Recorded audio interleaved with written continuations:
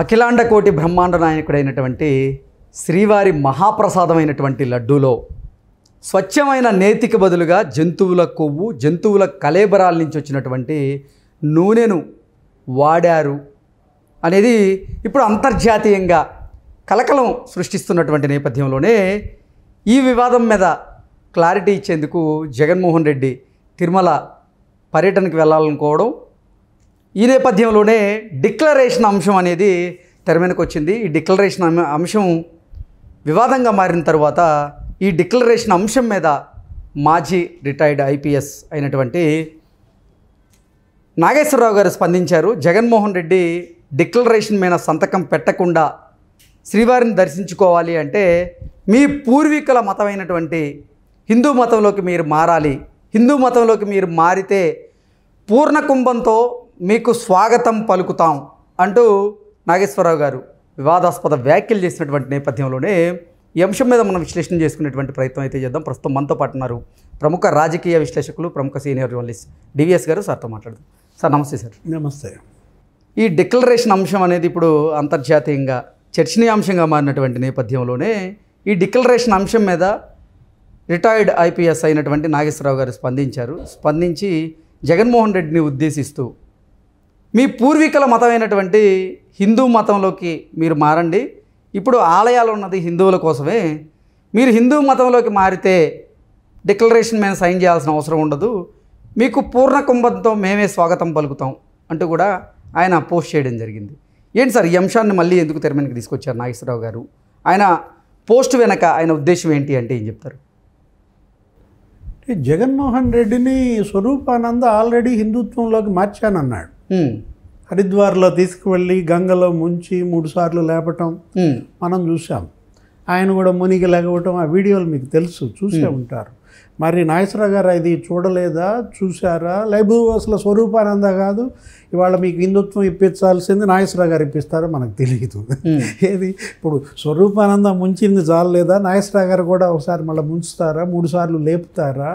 Jaganmohan Reddy issue ఇక్కడ మతం మార్పిడి కాదు, మతం కాదు, మనసు.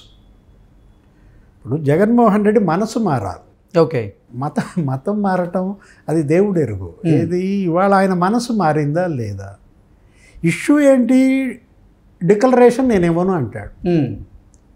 డిక్లరేషన్ ఇస్తే తప్పేంటి అంటారు. గతంలో వాళ్ళు ఇచ్చారు కదా. ఇప్పుడు నిన్న చూసాం సీజే డివై చంద్రచూడ్ వచ్చారు. నిన్న వచ్చి శ్రీవారి దర్శనం చేసుకుంటూ ఆయనతో పాటు వచ్చినటువంటి ఆయన సెక్యూరిటీ మిగతా టీం ఉంది కదా, ఆ టీంలో ఎవరు అన్యమతస్తులు ఉన్నారు, వాళ్ళు డిక్లరేషన్ ఇచ్చారంట. అంటే సీజే చీఫ్ జస్టిస్ చంద్రచూడ్ బృందంలోనే ఉన్నటువంటి అన్యమతస్తులు డిక్లరేషన్ ఇచ్చి వెళ్ళిన దీంట్లో జగన్మోహన్ రెడ్డి వాళ్ళు అడిగారు, ఇస్తే తప్పేంటి? ఇప్పుడు వెళ్తానన్నాడా లేదా తిరుపతి? మరి ఎందుకు మానుకున్నాడు? డిక్లరేషన్ మీద సైన్ చేయాల్సి వస్తుందని మానుకున్నాడు అంటూ కొంతమంది ఆరోపణలు చేస్తూ ఉన్నారు. పాప ప్రక్షాళన చేపట్టడానికి ఆయన తిరుమల పర్యటనకి వెళ్తా అన్నారు. వద్దా పాప ప్రక్షాళన? ఇప్పుడు పాపం ఎవరు చేశారు, పాపాన్ని ఎవరు ప్రక్షాళన చెయ్యాలి? పాప ప్రక్షాళనకు మీరు తిరుపతి వెళ్తానన్న వ్యక్తి మళ్ళీ మానుకోవటం ఎందుకు? అసలు స్వామివారి దగ్గరికి ఒకసారి వెళ్తానన్నా గనక వెళ్ళకపోతే చాలా కీడు. అవును, అది ఒక పెద్ద గిలి. మన ఇంట్లో ఏది జరిగినా ఆ రోజు మనం స్వామి దగ్గరికి మనసును తొలిచేస్తూ ఉంటుంది. ఎందుకు ఈ పని జగన్మోహన్ రెడ్డి చేశాడు నాకు అర్థం కావట్లేదు. ఇప్పుడు ఇంకా ఎన్ని కీడులు జరగాల? స్వామి దగ్గరికి వెళ్తానన్న జగన్ వెళ్ళకపోవటం ఒక తప్పు అన్నమాట, ఒక మహాపాపం. ఇప్పుడు ఇవాళ జగన్మోహన్ రెడ్డి కులాంధ్రప్రదేశ్, నిన్నటి దాకా కులాల మీద వేపుడు, మంచి కోడి వేపుడు, చేపల వేపుడులాగా ఆంధ్రప్రదేశ్ కులాల వేపుడు నడిచింది. ఇప్పుడేంటి మతం వేపుడా? మతాల మీద ఫ్రై జరుగుతుందా? అంటే ఇందాక కులాంధ్రప్రదేశ్ మతాంధ్రప్రదేశ్గా మారుతుందా? ఎందుకంటే ఇవాళ అది మహాపాపమే. ఏది ప్రసాదంలో కల్తీని ఎవరు క్షమించరు. స్వామివారి ప్రసాదంలో లడ్డూ తయారీలో ఆవు నెయ్యి బదులు అదేదో ఏది యానిమల్ ఫ్యాట్స్ ఉన్నాయని ఎన్డీడీబీ రిపోర్ట్ ఆధారాలతో సహా ముఖ్యమంత్రి దాన్ని బయటపెట్టిన పరిస్థితి. వీళ్ళు ఏమంటారు, మా హయాంలో 18 సార్లు ట్యాంకర్లను మేము తిప్పి పంపామన్నాడు జగన్మోహన్ రెడ్డి. 18 సార్లు ట్యాంకర్లు నువ్వు తిప్పి పంపితే ఆ రోజు నువ్వు టెస్ట్కి ఎందుకు పంపలేదని అడిగింది Madhavilatha, Charminar BJP contested candidate. నువ్వు చూసుంటావు. ఆమె ఒక పెద్ద సనాతన ధర్మం పేటెంట్ ఆమెదే అంటారు. ఇంటర్వ్యూ చేశాను ఆల్రెడీ. నేను ఇంటర్వ్యూ చేసిన దాంట్లో కూడా ఆవిడ అదే చెప్తున్నారు. ఆమె అసలు ఆ రైల్లో నడుచుకుంటూ మీరు 18 సార్లు మీరు వెనక్కి తిరిగి పంపించారు, మరి ఎందుకు ఆ కంపెనీకి మీరు అసలు మళ్ళీ 18 సార్లలో తిప్పి పంపినప్పుడు దాన్ని శాంపిల్స్ పంపుదాం అని ఎందుకని జగన్మోహన్ రెడ్డి ఆలోచన చేయలేదు? ఎన్డీడీబీకి ఎందుకని పంపలేదు? ఆయన ఏదో NABL అంటాడు. సరే, what ever it may be, మీరు కనుక పంపినట్టయితే ఆ రిపోర్ట్ బయట పెట్టండి. వీళ్ళు స్పష్టంగా వీళ్ళు తెప్పించిన రిపోర్ట్లో ఆ పేజీ 3rd పేజీలో ఆ 3rd టేబుల్లో ఉంది, 4th టేబుల్లో ఉంది. Equation 3, equation 5. అది 95 ఉండాల్సింది 19 ఉంది, ఇది 105 ఉండాల్సింది 20 ఉంది. 2nd టేబుల్లో స్పష్టంగా యానిమల్ ఫ్యాట్ అని రాశారు. ఆధారాలతో వాళ్ళు మాట్లాడుతున్నప్పుడు వీళ్ళు ఫిక్స్ అయినప్పుడు సిట్ వేశారు. నిన్న కూడా వెళ్ళినట్టున్నాడు సర్వశ్రేష్ఠ త్రిపాఠి. మొత్తం తిరుగుతున్నారు వాళ్ళు 3 బృందాలుగా మారి. అసలు టెండర్లో ఒక బృందం చూస్తున్నట్టుంది, ఒక బృందం AR డైరీని తీసుకున్నట్టుంది. అసలు దాని పుట్టు పూర్వోత్తరాలు ఎవరు, దానికి ఉన్న కెపాసిటీ ఏంటి, దానికి కాంట్రాక్ట్ ఇవ్వడం కోసమే నిబంధనలు మార్చారా? ఏది ఆ 4 లక్షల లీటర్ల కెపాసిటీ ఉండాలి కదా. అవును, కాంట్రాక్ట్ మీరు క్లెయిమ్ చేయాలంటే, టెండర్ అయ్యాలంటే అది తీసిన పరిస్థితి. 250 కోట్ల టర్న్ ఓవర్ ఎంతో చేసిన డైరీ అయి ఉండాలా. దాన్ని ఏదో 150 కోట్లకు ఏమో తగ్గించారని అంటే AR డైరీకి ఇచ్చారు. కానీ వాళ్ళు మరి ఆ ట్యాంకర్ వైష్ణవి డైరీ నుంచి వెళ్తోందంట. ఏది నెల్లూరు వైష్ణవి డైరీ నుంచి ట్యాంకర్లు వెళ్ళడం ఏంటి అంటే వీళ్ళంతా సిండికేట్ అయ్యారని.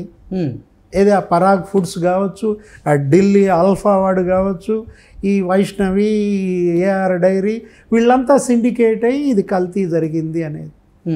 319 రూపాయలు పెట్టుకున్నారు కృష్ణ. ఏది 319 రూపాయలకి ఇస్తామన్నారు కిలో. అసలు వాళ్ళు యాక్చువల్గా AR ఫుడ్స్ 250కే కొందంట.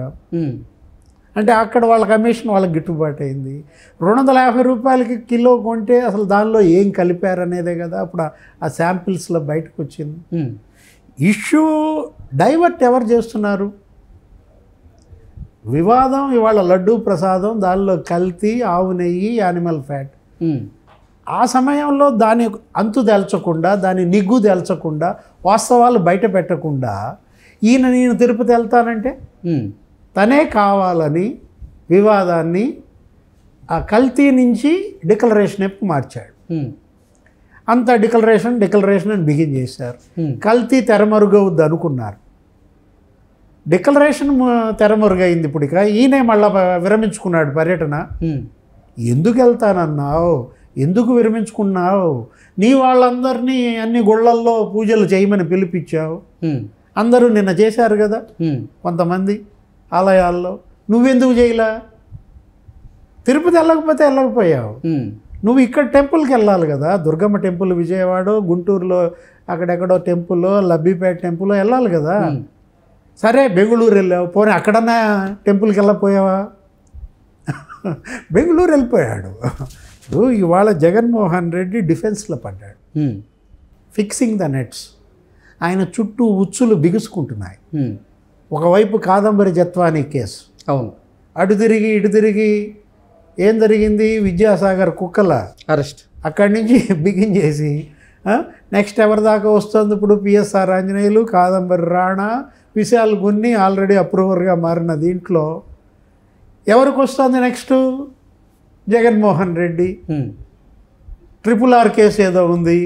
RRR కేసు ఏం చేశారు? RRR ఆ విజయ్ పాల్ అతని ముందస్తు బెయిల్ హైకోర్టు ఇవ్వలేదు. అతనేదో A4 అనుకుంటా, A3 Jaganmohan Reddy, A1 Sunil Kumar, A2 PSR ఇలా ఉన్నారు. A5 ప్రభావతి, A4కి బెయిల్ ఇవ్వనుంది హైకోర్టు. A3 జగన్మోహన్ రెడ్డి, ఆయన కూడా బెయిల్ రాదు. అంటే RRR ఆ రోజు మరి ఆయన అంత హింస పెట్టారు, నరకం చూపించారు ఒక పార్లమెంట్ సభ్యుడిని. ఆ కేసులో ఫిక్సింగ్ ద నెట్స్. అంటే ఈ కేసులే కాదు, అటు మద్యం కేసు, వాసుదేవరెడ్డి గాయం, రేపో మాపో పట్టుబడతాడు, అప్రూవర్గా మారాడు అనుకో, అది మళ్ళా జగన్ చుట్టూతానే. ఆల్రెడీ వీడు పట్టుబడ్డాడు, ఎవరు? వెంకటరెడ్డి కస్టడీలో ఉన్నాడు, మైనింగ్ సంబంధించిన. ఇప్పుడు ఏదో పోలీస్ కస్టడీకి అడుగుతోంది. మరి ఇవాళ రేపు ఇచ్చారు అనుకో, అప్రూవర్గా మారాడు అనుకో వెంకటరెడ్డి, రామ అసలు నాకేం తెలియదు, ఆయన ఆడబెట్టమంటే ఆడబెట్టాను సంతకం అన్నాడు అనుకో. అంటే ఈ మొత్తం ఉచ్చు బిగుసుకుంటారు. ఈ పరిస్థితుల్లో జగన్మోహన్ రెడ్డి డైవర్షన్ పాలిటిక్స్ అతను చేస్తూ, ఈ చంద్రబాబు ప్రభుత్వం డైవర్షన్ పాలిటిక్స్ చేస్తుందన్న విమర్శలు ఇవాళ ప్రజల్లో అబాసు పాలవుతున్నాయి, నవ్వుల పాలవుతున్నాయి. అటు వలసలు పెరిగాయి, ఆయన పార్టీ నుంచి పారిపోతున్నారు, దూకేస్తున్నారు. వరుస పెట్టి రోజుకు 3-4 దూకేస్తున్నారు. జనసేనలోకో తెలుగుదేశంలోకో, అటు రాజ్యసభకు గండిపడింది, ఇటు కౌన్సిల్కి గండిపడింది. దిక్కుతోచని స్థితిలో డిక్లరేషన్ వివాదం ఎత్తారా? ఎవరు తీసుకున్న గోతిలో